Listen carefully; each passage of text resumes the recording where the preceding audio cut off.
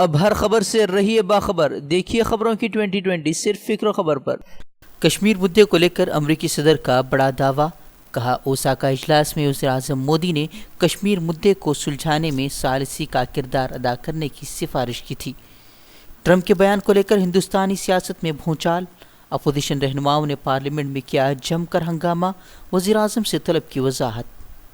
ہندوستانی وزارت خارجہ نے ٹرمپ کے دعووں کو کیا خارج، کہا وزیر اعظم نے ٹرمپ سے نہیں کی کوئی بات، کہا کشمیر معاملے میں ہندوستان دو طرفہ بات چیت کے اپنے موقف پر قائم۔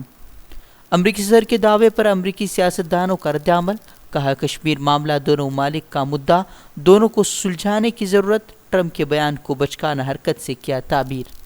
کرناٹک اسمبلی میں تحریک اعتماد پر بحث جاری، اپوزیشن اور حکمراں جماعت کے اراکین کر رہے ہیں بحث، تمام تر کوششوں کے باوجود سرکار کے گرنے کے آثار۔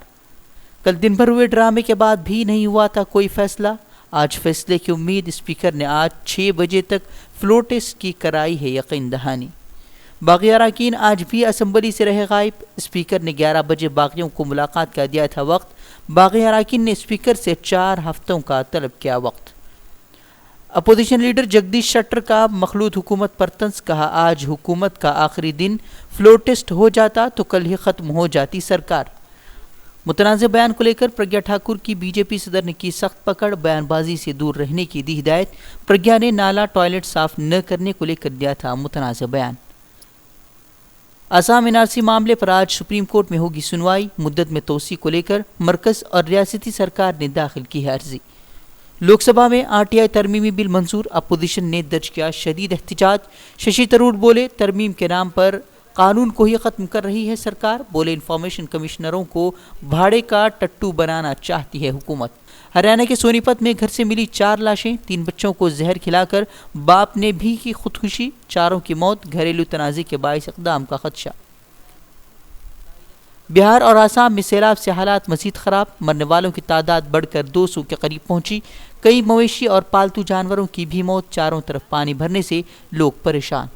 امروہہ میں ISIS ماڈیول معاملے کی تحقیقات کے بعد NIA کے ہاتھ خالی، امروہہ سے گرفتار محمد رئیس کو ملی جیل سے رہائی۔